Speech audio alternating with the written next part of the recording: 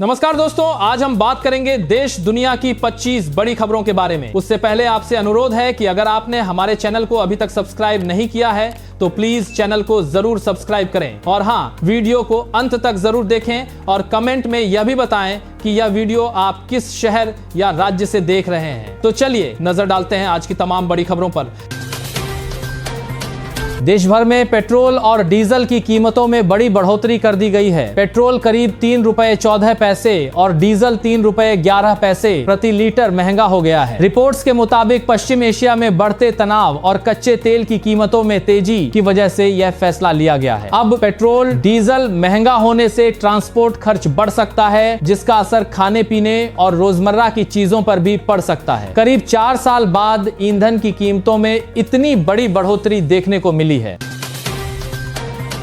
NEET UG 2026 विवाद के बीच केंद्र सरकार ने नया एग्जाम शेड्यूल जारी कर दिया है। शिक्षा मंत्री धर्मेंद्र प्रधान ने प्रेस कॉन्फ्रेंस में कहा कि अब नीट री एग्जाम 21 जून को होगा। एनटीए 14 जून को नए एडमिट कार्ड जारी करेगा और छात्रों को इस बार परीक्षा में 15 मिनट अतिरिक्त समय भी दिया जाएगा। सरकार ने माना कि परीक्षा प्रणाली में गड़बड़ी हुई थी और भविष्य में पेपर लीक रोकने के लिए 2027 से परीक्षा ऑनलाइन मोड में कराने की तैयारी है। पूरे मामले की जांच अब सीबीआई कर रही है।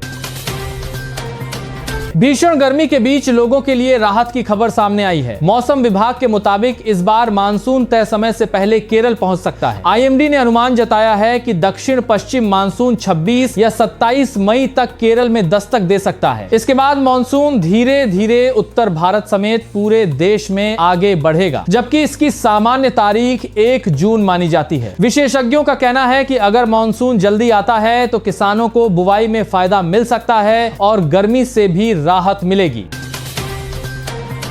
4 धाम यात्रा के दौरान श्रद्धालुओं की मौत का आंकड़ा लगातार बढ़ रहा है। रिपोर्ट्स के मुताबिक यात्रा शुरू होने के 25 दिनों के भीतर 40 श्रद्धालुओं की जान जा चुकी है। सबसे ज्यादा 22 मौतें केदारनाथ धाम में हुई हैं। स्वास्थ्य विभाग के अनुसार ज्यादातर मौतें हार्ट अटैक और ऊंचाई वाले इलाकों में सांस लेने की दिक्कत की वजह से हुई हैं। सरकार ने श्रद्धालुओं से स्वास्थ्य जांच करवाकर ही यात्रा पर जाने की अपील की है।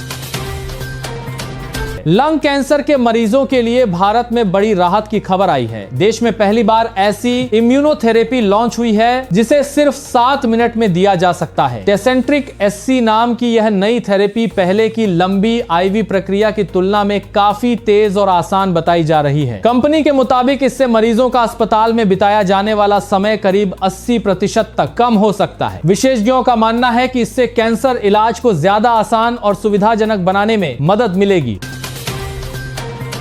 पेट्रोल और डीजल की कीमतों में बढ़ोतरी को लेकर कांग्रेस नेता राहुल गांधी ने मोदी सरकार पर निशाना साधा है। राहुल गांधी ने कहा कि सरकार की गलतियों की कीमत अब आम जनता को चुकानी पड़ रही है। उन्होंने सोशल मीडिया पर लिखा कि 3 रुपए का झटका तो अभी आया है, बाकी वसूली किस्तों में होगी। विपक्ष का आरोप है कि चुनाव खत्म होते ही जनता पर महंगाई का बोझ बढ़ा दिया गया है। दिल्ली सरकार ने ईंधन बचाने के लिए 11 बड़े आदेश जारी किए। अब सरकारी कर्मचारियों को हफ्ते में एक दिन नो कार डे फॉलो करना होगा, यानी उस दिन निजी कार का इस्तेमाल नहीं किया जाएगा। इसके अलावा सरकारी दफ्तरों में ऑनलाइन मीटिंग बढ़ाने, कार पूलिंग अपनाने और सरकारी वाहनों का कम इस्तेमाल करने के निर्देश दिए गए हैं। सरकार ने अधिकारियों की विदेश यात्राओं पर भी रोक लगा दी है और इलेक्ट्रिक वाहनों को बढ़ावा देने की तैयारी शुरू कर दी है। दिल्ली सरकार का कहना है कि ये कदम ईंधन बचाने और प्रदूषण कम करने के लिए उठाए गए हैं। उत्तर प्रदेश में आंधी और बारिश से फसल नुकसान झेल रहे किसानों के लिए राहत की खबर है। योगी सरकार ने फसल क्षति पर मुआवजे की रकम तय कर दी है। सरकार के मुताबिक 33% से ज्यादा नुकसान होने पर किसानों को मुआवजा दिया जाएगा। वर्षा आधारित खेती के लिए 8,500 रुपए प्रति हेक्टेयर, सिंचित जमीन के लिए 17,000 रुपए और 12 महीने वाली फसलों के लिए 22,500 रुपए प्रति हेक्टेयर तक सहायता दी जाएगी। इसके अलावा आपदा में मौत होने पर परिवार को 4 लाख रुपए की आर्थिक मदद भी दी जाएगी। राजस्थान में पीएनजी गैस कनेक्शन को लेकर बड़ा अभियान शुरू किया गया है। राज्य सरकार ने अगले 45 दिनों के भीतर 43,000 घरों में पीएनजी कनेक्शन देने का लक्ष्य तय किया है। मुख्य सचिव सुधांश पंत ने अधिकारियों को काम तेज करने के निर्देश दिए हैं। सरकार का कहना है कि इससे लोगों को पाइपलाइन के जरिए सीधे गैस मिलेगी और सिलेंडर पर निर्भरता कम होगी। इस योजना का सबसे ज्यादा फायदा शहरी इलाकों के लोगों को मिलने की उम्मीद है।